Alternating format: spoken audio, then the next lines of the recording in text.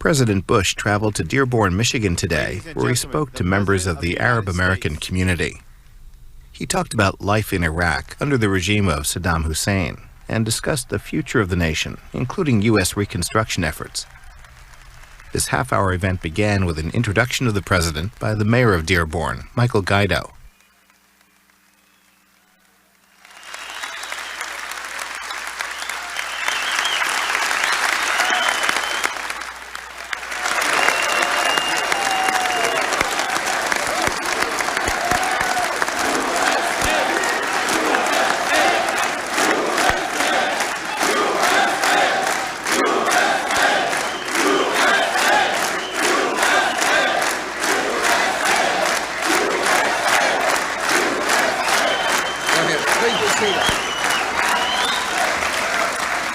Good afternoon. I'm Michael Guido, and as mayor of the city of Dearborn, I'd like to welcome you to the Ford Community and Performing Arts Center for this important presidential address. As the serious work of rebuilding Iraq intensifies, we know that all of us in America have a significant stake in the success of that vision. Today, we're privileged to hear more about how the United States will help Iraq forge a new destiny and restore hope to concerned families in Michigan and throughout the world. I've been proud to support the President for his courage and his conviction during a very difficult time. He's acted with vision and with confidence, and he's demonstrated an unwavering commitment to keeping us secure and delivering freedom to the Iraqi people. So it's with great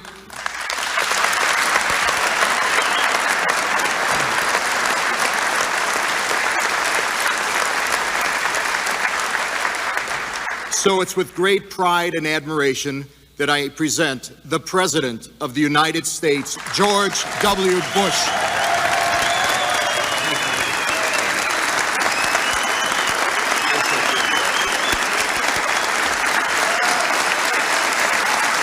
Thank you all. Thank you all very much.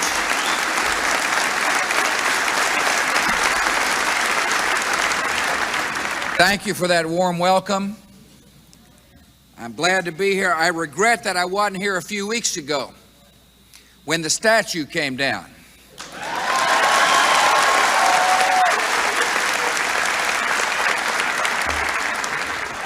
I understand you had quite a party. I don't blame you. A lot of the people in the Detroit area had waited years for that great day. Many Iraqi Americans know the horrors of Saddam Hussein's regime firsthand. You also know the joys of freedom you have found here in America.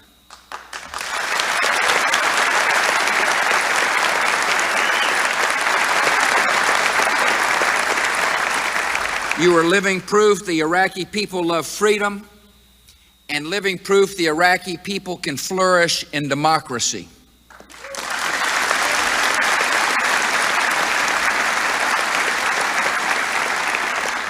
People who live in Iraq deserve the same freedom that you and I enjoy here in America.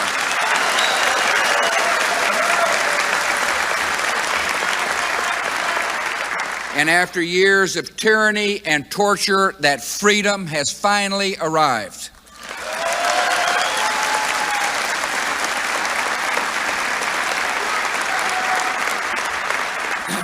I have confidence in the future of a free Iraq. The Iraqi people are fully capable of self-government. Every day, Iraqis are moving toward democracy and embracing the responsibilities of active citizenship. Every day, life in Iraq improves as coalition troops work to secure unsafe areas and bring food and medical care to those in need. America pledged to rid Iraq of an oppressive regime, and we kept our word.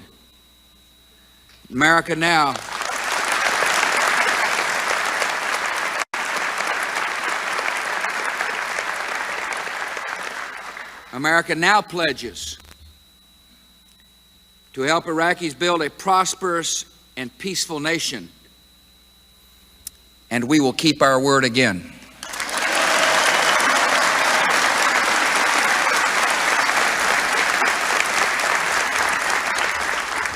Mr. Mayor, thanks. I appreciate you greeting me once again here in Dearborn. I appreciate your leadership. If you got any problems with the garbage or the potholes, call the mayor. I want to thank members of the congressional delegation who've joined us today. Thank you all for coming. Michigan is well represented in the halls of the United States Congress.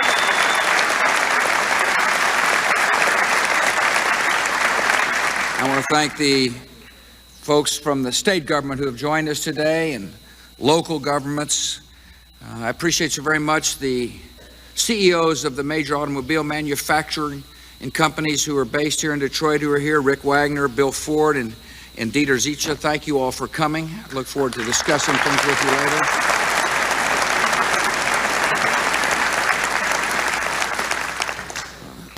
Right before I came in here, I had the opportunity to meet with some extraordinary men and women, our fellow Americans, who knew the cruelties of the old Iraq. And like me, they believe deeply in the promise of a new Iraq.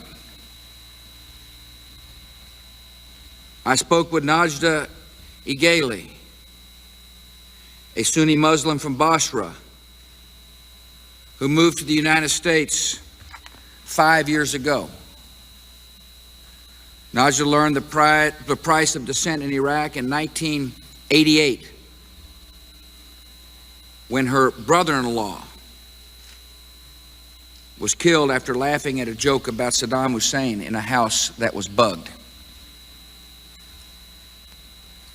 In Iraq, Najda says we could never speak to anyone about Saddam Hussein. We had to make sure the windows were closed.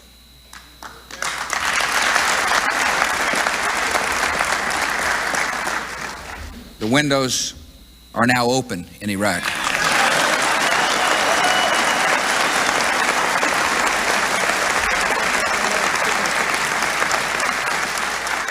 Najda and her friends will never forget seeing the images of liberation in Baghdad. Here's what she said. We called each other and we were shouting. We never believed that Saddam Hussein would be gone.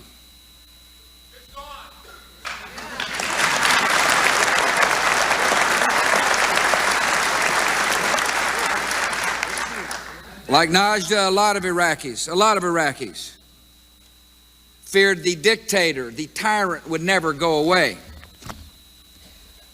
You're right, he's gone.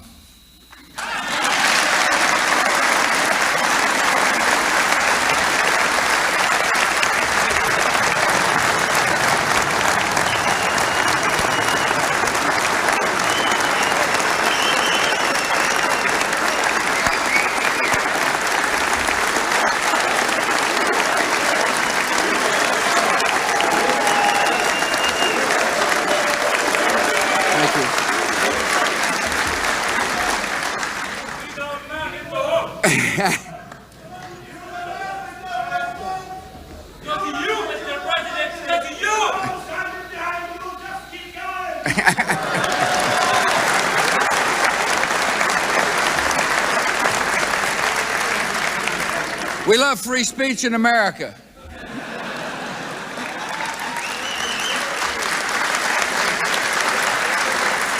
I talked to Tariq Dowd, a Catholic from Basra who now lives in Bloomfield Hills. When the dictator regime fell, here's what Tariq said. He said, I am more hopeful today than I've ever been since 1958. We need to take the little children in Iraq and hold their hands and really teach them what freedom is all about. He says the new generation could really make democracy work. He's right to be optimistic. From the beginning of this conflict, we have seen brave Iraqi citizens taking part in their own liberation. Iraqis have warned our troops about landmines and enemy hideouts and military arsenals. Earlier this month, Iraqis helped Marines locate the 7 American prisoners of war who were then rescued in northern Iraq.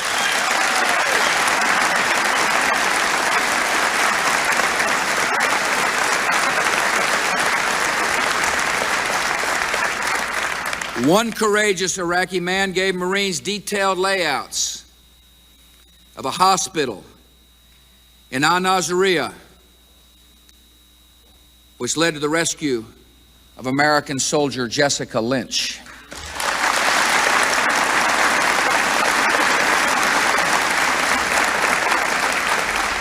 Iraqi citizens are now working closely with our troops to restore order to their cities and improve the life of their nation.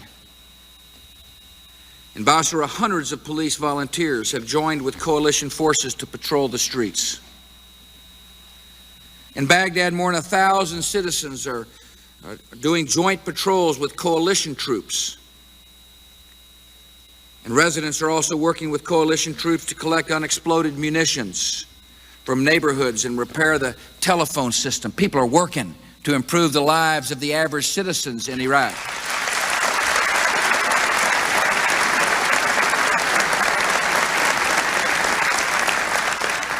I want you to listen to what an Iraqi engineer said who was working with U.S. Army engineers to restore power to Baghdad. He said, "We are very glad to work with the Americans to have power for the facilities. The Americans are working to help us."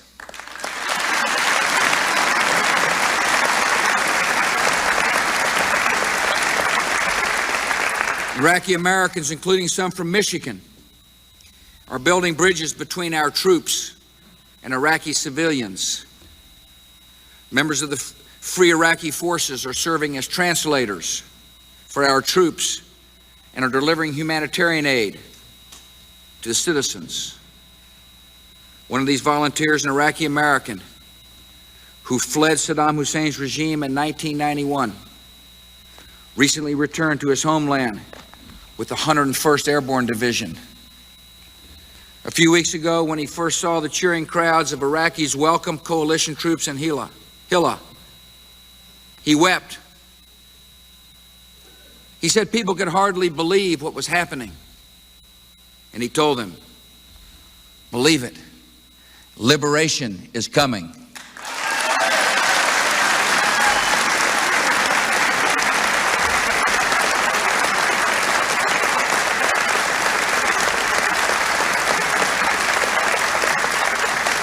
Yes, there were some in our country who doubted the Iraqi people wanted freedom, or they just couldn't imagine they would be welcoming to a liberating force. They were mistaken, and we know why. The desire for freedom is not the property of one culture. It is the universal hope of human beings in every culture.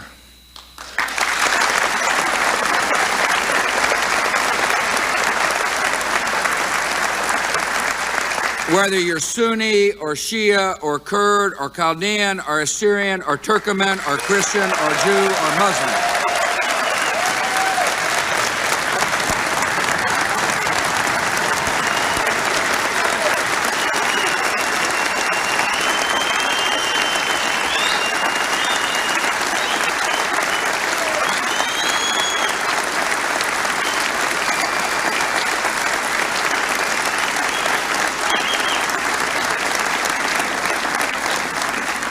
No matter what your faith, freedom is God's gift to every person in every nation.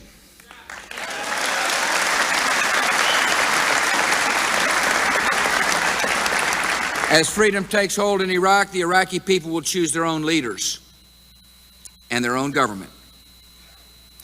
America has no intention of imposing our form of government or our culture.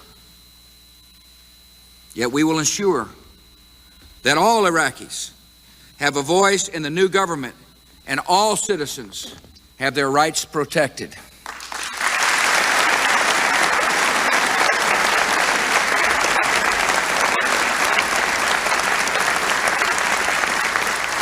the city of al-Nasiriyah, where free Iraqis met recently to discuss the political future of their country, they issued a statement beginning with these words: Iraq must be democratic.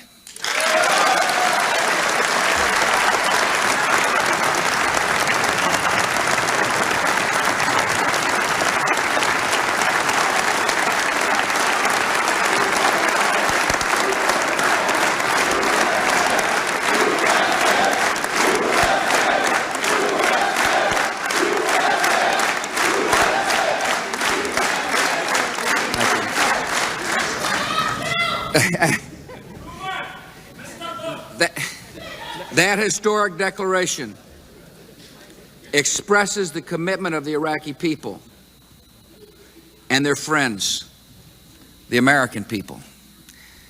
The days of repression from any source are over. Iraq will be democratic.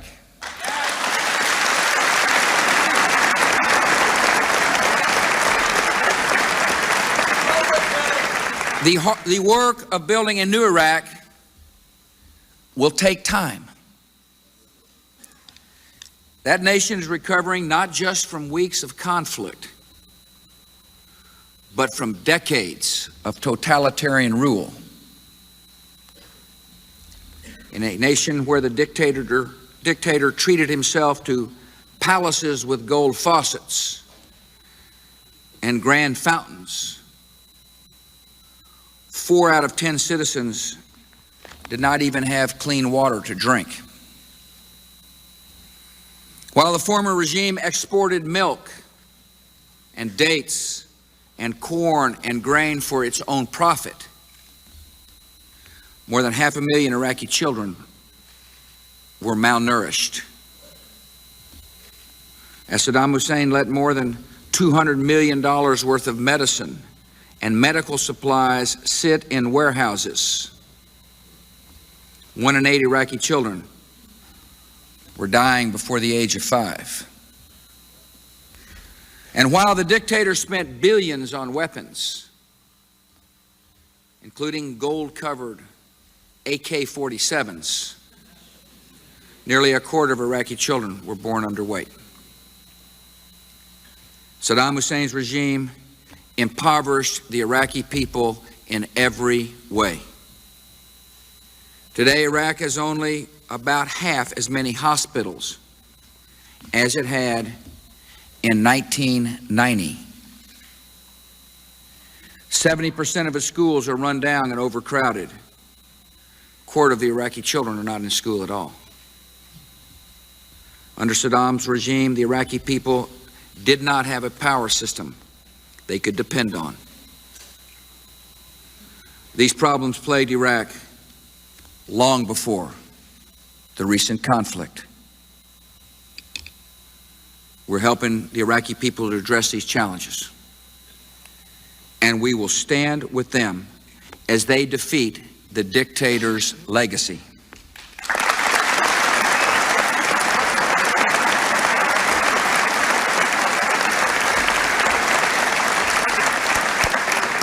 Right now, engineers are on the ground working with Iraqi experts to restore power and fix broken water pipes in Baghdad and other cities.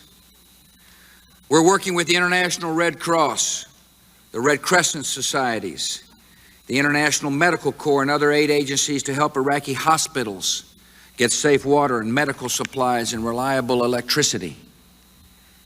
Our coalition is cooperating with the United Nations to help restart the ration distribution system that provides food at thousands of sites in Iraq. And coalition medical facilities have treated Iraqis from everything from fractures and burns to symptoms of stroke. One Iraqi man who was given medical help with his wife and sister aboard the U.S. Navy ship Comfort said, "They treat us like family." There are babies in Iraq who are not cared for by their mothers as well as the nurses have cared for us.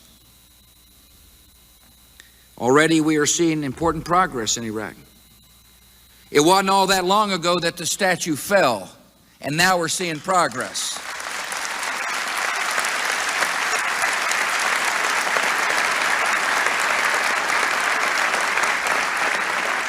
Rail lines are reopening and fire stations are responding to calls.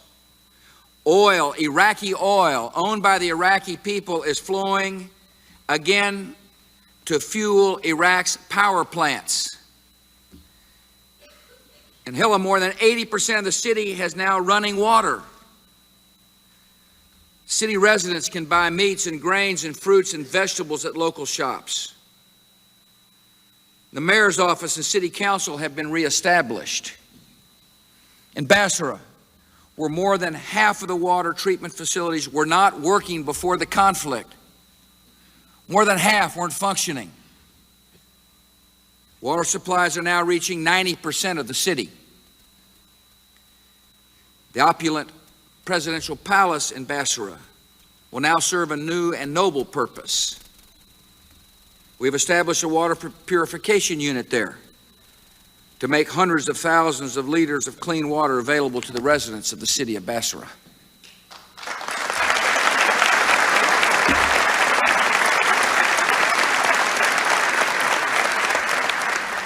Day by day, hour by hour, life in Iraq is getting better for the citizens.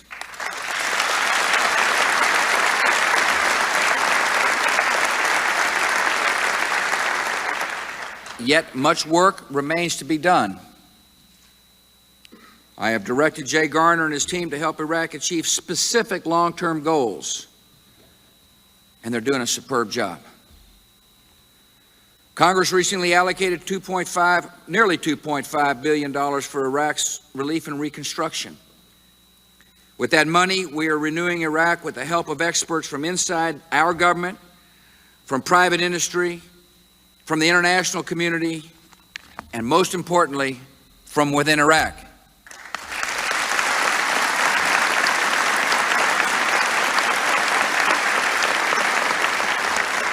We are dispatching teams across Iraq to assess the critical needs of the Iraqi people.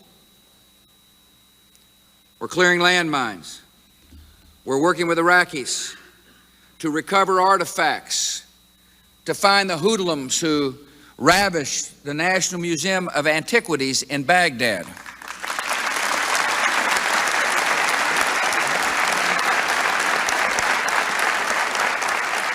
Like many of you here, we deplore the actions of the citizens who ravaged that museum. And we will work with the Iraqi citizens to find out who they were and to bring them to justice.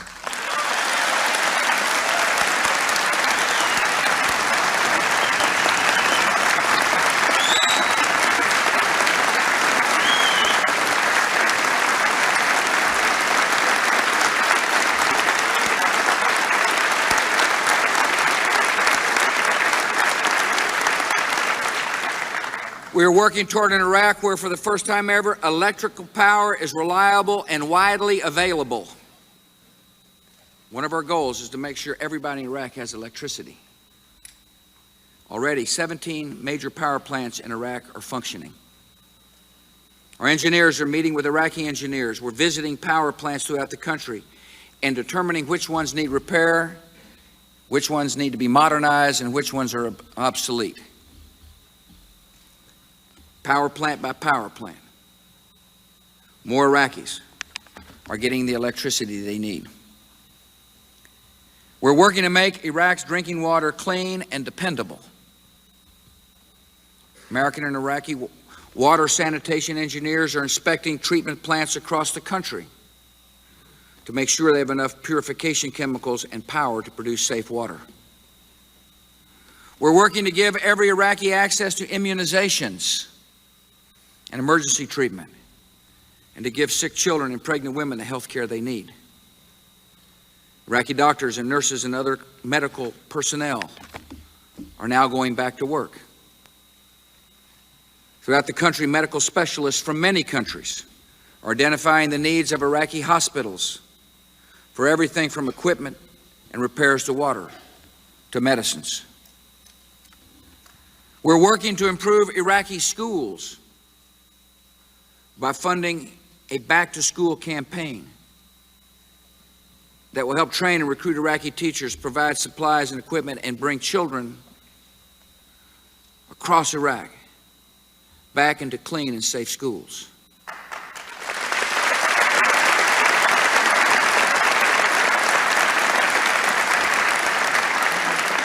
And as we do that, we will make sure that the schools are no longer used as military arsenals and bunkers, and that teachers promote reading rather than regime propaganda.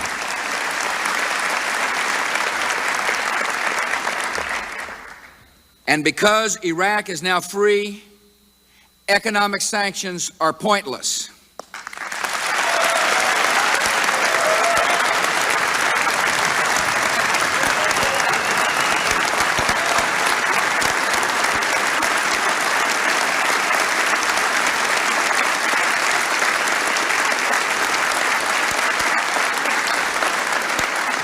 It is time for the United Nations to lift the sanctions so the Iraqis can use their own resources to build their own prosperity.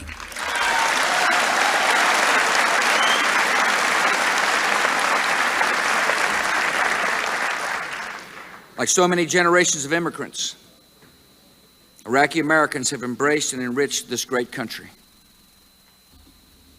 without ever forgetting the land of your birth. Liberation for Iraq has been a long time coming, but you never lost faith. You knew the great sorrow of Iraq. You also knew the great promise of Iraq. And you shared the hope of the Iraqi people. You and I both know that Iraq can realize those hopes.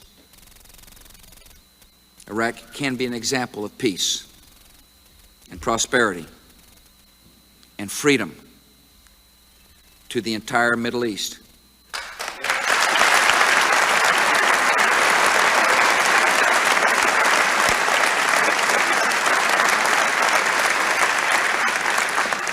It'll be a hard journey, but at every step of the way, Iraq will have a steady friend in the American people.